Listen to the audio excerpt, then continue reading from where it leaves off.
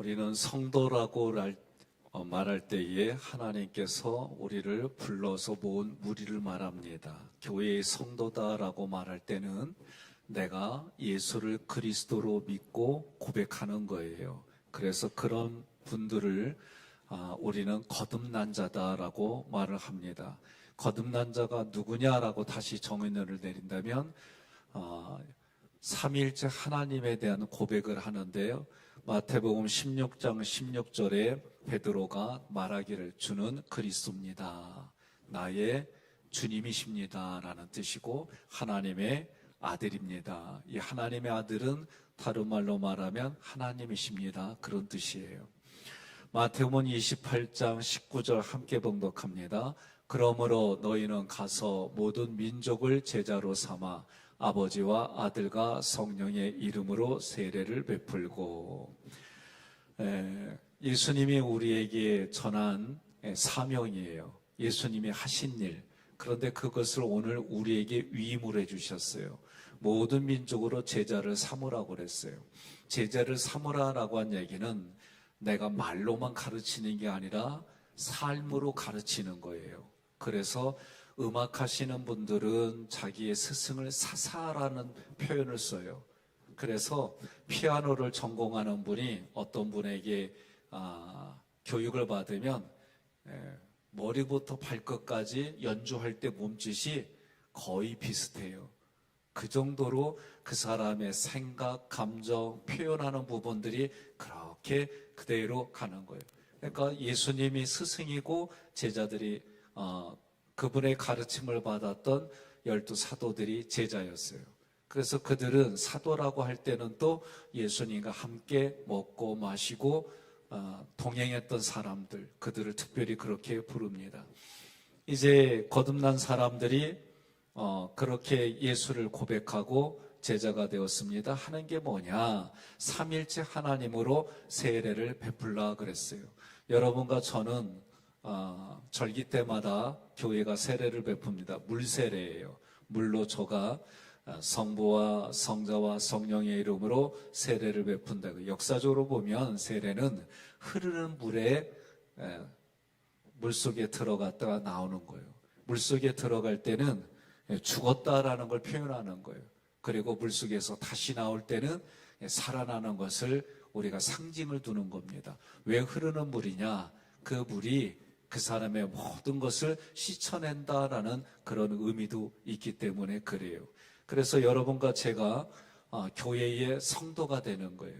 성도가 된다는 얘기는 이러한 의미를 가지고 그 교회에, 여러분들이 다니는 교회에, 우리 학익교회에, 또 오늘 이 새벽에 오신 가까운 교회, 학익교회 나오신 분들은 자기의 교회에 등록하고 다니는 거예요. 그러면 그렇게 등록한 교회의 성도들은 이 땅을 살아갈 때 역할이 있어요. 그 역할이 뭐냐? 사도행전 2장 46절 함께 봉독합니다. 날마다 마음을 같이하여 성전에 모이기를 힘쓰고 집에서 떡을 떼며 기쁨과 순전한 마음으로 음식을 먹고. 아멘. 하나님 앞에 모여서 예배를 드리는 거예요. 여러분, 매 주마다 예배는 뭐냐라고 할 때에 예배의 정신을 계속해서 같이 해요. 번제, 레이기에 우리가 공부한 대로 5대 제사가 있어요. 5대 제사의 그 정신이 뭐냐? 내가 오늘도 이 새벽에 하나님 앞에 나와 예배 드리는 정신, 기도하는 정신, 찬양하는 정신이 뭐냐라고 할 때 예배 번제는 내 모든 것을 거는 거예요. 하나님께 모든 걸 건다는 얘기는 다른 말로 표현하면 내가 헌신하며 살겠습니다. 그 정신을 가지고 여러분과 제가 가정에 돌아가서 그리고 만나는 사람들에게 내가 헌신한다는 게 뭘까? 헌신은 수준이 뭐냐? 하나님이 원하는 수준에 맞춰서 생활하는 거예요. 많은 분들이 내가 좋아하고 내가 기뻐하는 것을 다른 사람들에게 얘기하고 거기에 맞춰주는 거를 되게 좋아해요. 그런데 헌신은 내 기준이 아니에요.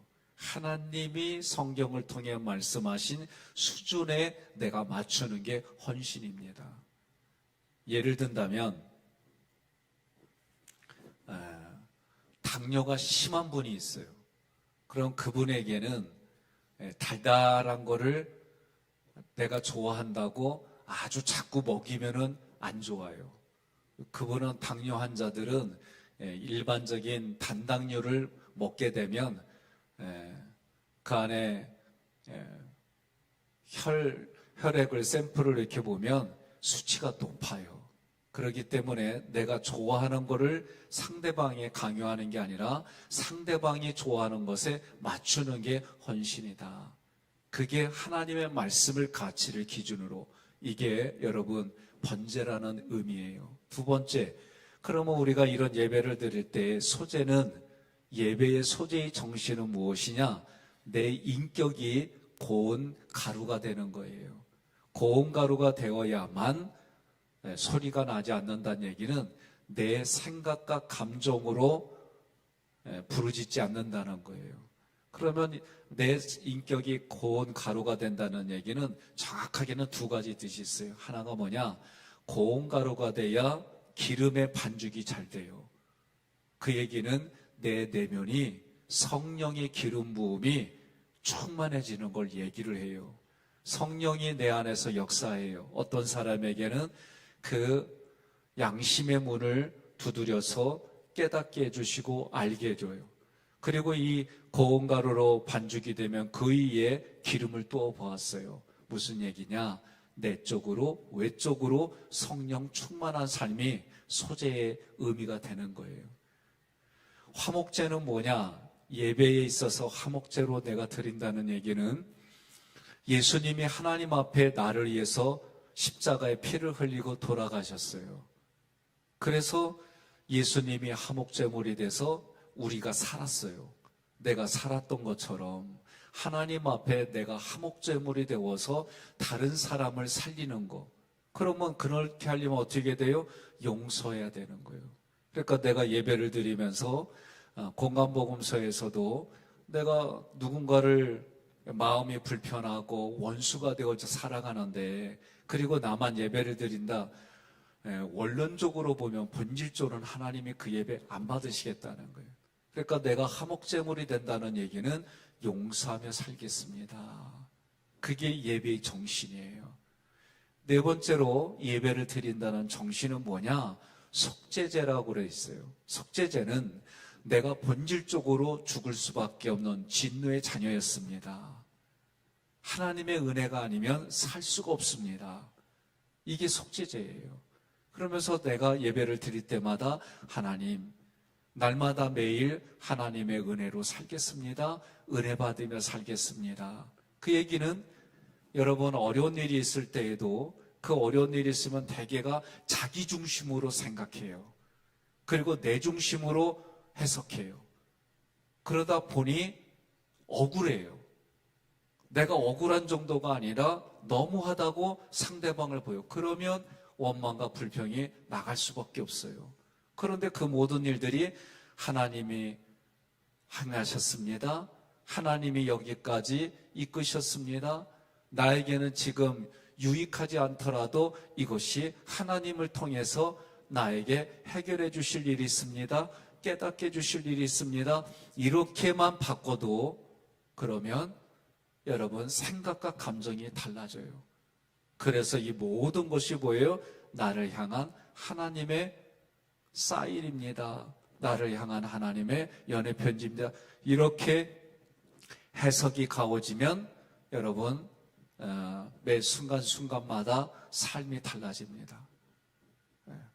마지막으로 예배의 다섯 번째 정신이 뭐냐? 속건제는 내가 하나님 살아가면서 하나님의 것을 도적질했나? 아니면 내가 사람과의 관계 속에서 마음을 아프게 했나? 내가 알지도 못하는 사이에 다른 사람에게 물질의 피해를 줬나? 이걸 살펴보는 거예요. 그러면 어떻게 해요? 이웃과의 관계 속에 내가 마음을 아프게 했으면 그 마음 어루만져주고 배상하는 거예요. 내가 배상하며 살겠습니다. 그래서 다른 사람의 어떤 물건에 흠집을 냈으면 그 값에 5분의 1을 쳐서 내가 배상하며 그렇게 살겠습니다. 이게 예배의 정신이에요. 이런 정신을 가지고 여러분과 제가 예배에 참석하는 거예요. 그래서 초대교회들은 성전에 모이기를 힘썼어요. 이제 우리가 하깃교회 여러분들이 다니는 교회에 내가 그 교회 성도다라는 두 번째로는 사도행전 2장 42절 함께 봉독합니다. 그들이 사도의 가르침을 받아 떡을 떼며 오로지 기도하기를 힘쓰니라. 아멘. 사도의 가르침을 받았다 그랬어요. 그 사도의 가르침은 사도들이 아까 정의를 내리기를 예수님과 24시간 함께 먹고 마시고 교훈을 받고 그런 분들이 누구에게 가르침을 받았어요? 예수님께 가르침을 받았어요. 성경은 뭐라고 하느냐? 의로 교육하고, 우리들을 의로 교육하여 유익하냐? 교훈과 책망과 바르게 함과 의로 교육하기에 유익한 게 뭐냐? 성경이에요. 그러니까 여러분과 제가 지금 이런 정신을 가지고 마음의 태도를 가지고 성경을 읽으면 어떤 말씀이든지 간에 그 사람의 수준에 맞춰서 말씀이 해석이 되게 돼 있어요. 그리고 그 말씀이 깨달아집니다. 사도들이 예수님과 함께하고 예수님이 하신 말씀들을 그대로 가르쳤어요. 그 가르침은 누구의 가르침이요? 하나님의 가르침이에요. 예수님이 말씀하셨어요. 자기 자의로 하지 않았다 그랬어요. 하나님이 하신 그 말씀대로 오셔서 죽기까지 순종하신 분이 예수님이고 그 예수님이 하신 말씀을 사도들이 가르쳤어요. 그럴 때 그 말씀이 누구를 향해서? 나를 향한 하나님의 말씀입니다 라고 우리가 신앙의 규범을 준수하는 거예요. 세 번째로는 말라기서 3장 10절 함께 봉독합니다. 만군의 여호와가 이르노라 너희의 온전한 11조를 창고에 들여 나의 집에 양식이 있게 하고 그것으로 나를 시험하여 내가 하늘 문을 열고 너희에게 복을 쌓을 곳이 없도록 붙지 아니하나 보라. 아멘. 여러분들이 유튜브 영상을 보게 되면 11조에 대한 영상들이 많이 있어요. 그건 구약에 대한 거다. 그걸 왜 이제 와서 하느냐부터 부정적인 얘기들이 많이 있어요. 여러분, 성경은 저는 읽고 해석하고 제 가슴에 와닿은 건 11조는 사랑 고백이에요.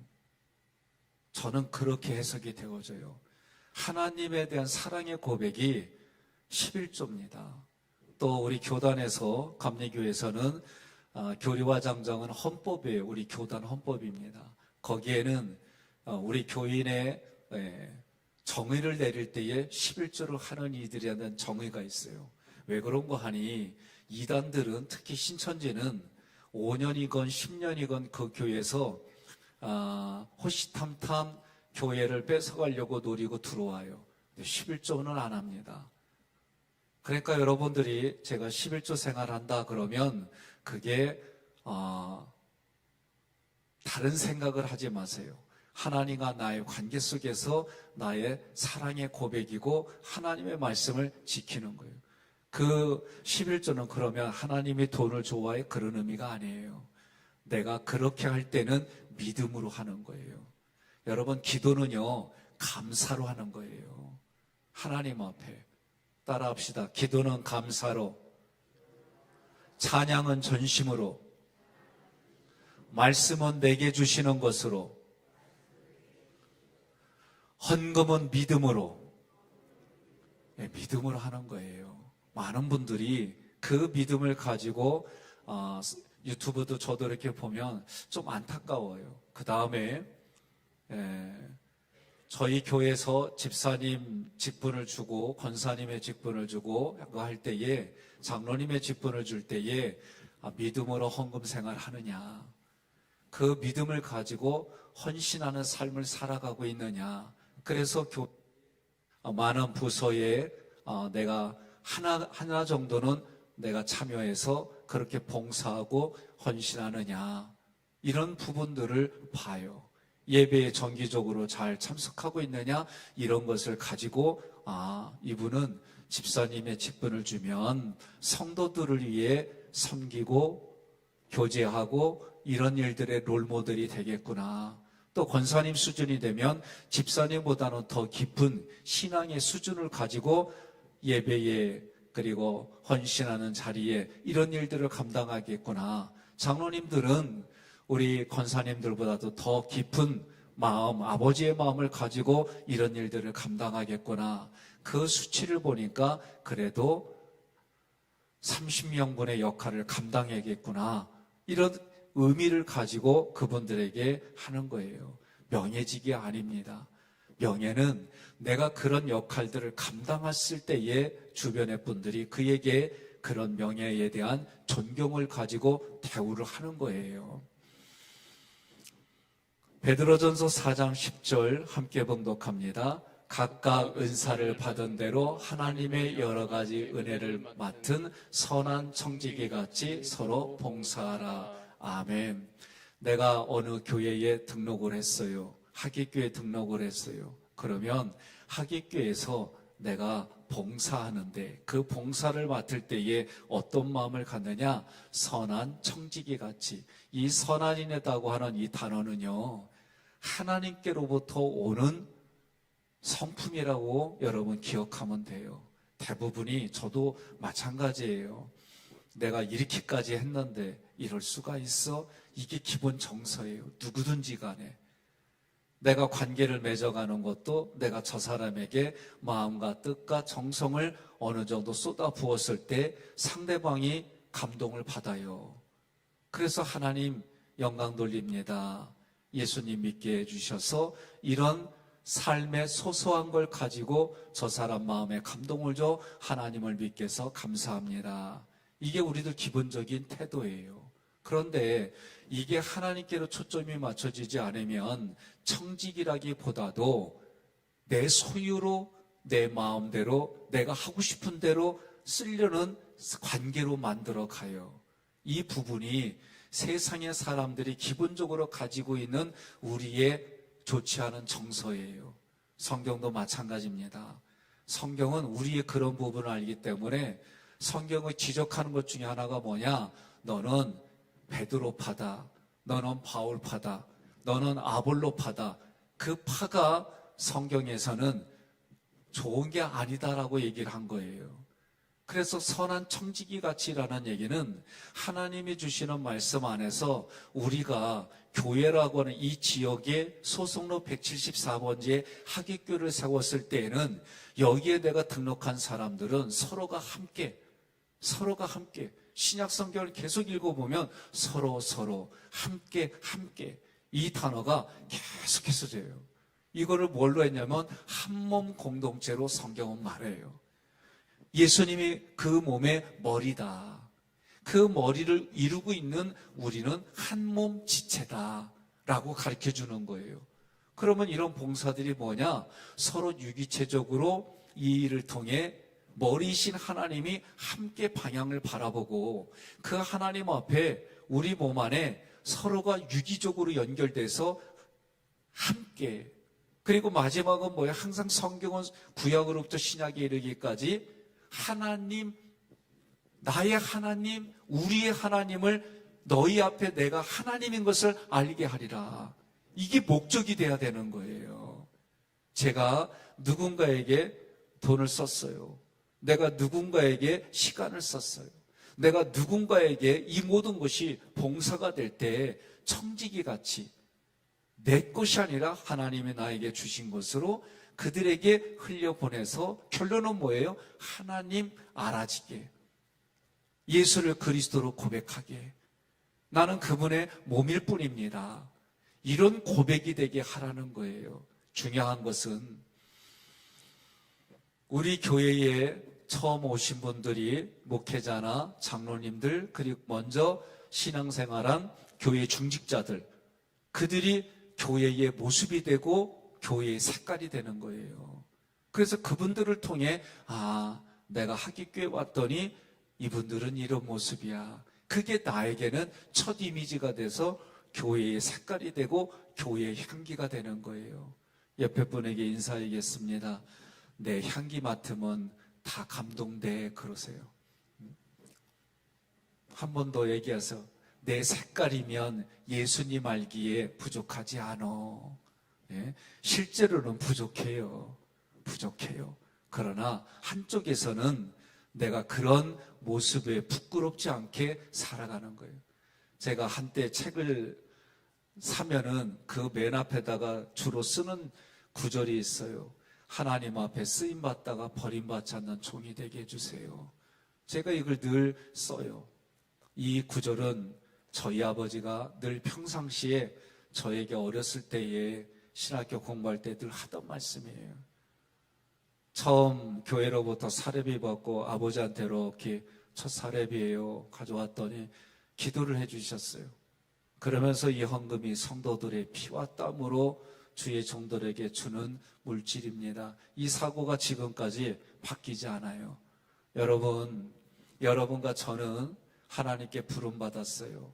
부름받아서 거듭났어요. 부름받고 거듭났다는 얘기는 하나님이 우리 성도들 누군가를 통해, 여러분들이 등록한 교회를 통해, 내가 예수를 알게 된 그 사람을 통해 하나님이 나를 불러주셨어요. 불러주셔서 사명을 주셨어요. 그 사명이 뭐냐? 내가 만나는 그 사람들에게 제자를 삼고 삼위일체 하나님으로 이름으로 세례를 베풀라는 거예요. 그리고 예수님이 가르쳐 주신 그 가르친 것을 나도 가르치고 어떻게 해라? 지키게 하라는 거예요. 지키게 하려면 어떻게 해요? 내가 먼저 지키는 노력, 내가 먼저 그것을 지키려고 몸부림치고 아파하고 때로는 손해보면서도 그 지키는 원칙을 가르쳐 주는 거예요. 제 어머니가 저에게 가르쳐 준 게 뭐냐? 11조에 대한 얘기를, 저는 말라기서 3장 10절 그 말씀할 때에 11조면 이만큼 또 하나님이 주셔. 이런 사고를 가질 때 저희 어머니가 한 얘기가 뭐냐면, 네가 11조 생활을 시작하면 너는 그만큼 절약하고 그만큼 아껴야 되는 거야. 그때 저는 기대는 뭐예요? 11조 생활하면 하나님이 이만큼 주신다는 이 기대를 갖고 있었는데 어머니의 가르침하고 부대끼는 거예요. 이제 그 말씀이 무엇인지 깨달아져요. 물론 하나님이 채워주시는 거 있어요. 그러나 바로바로 되는 부분들은 아니에요. 여러분과 제가 삶은 오랜 세간, 오랜 세월이 흘러서 다른 누군가에게 그 모습이 이미지로 들어가 있는 거예요.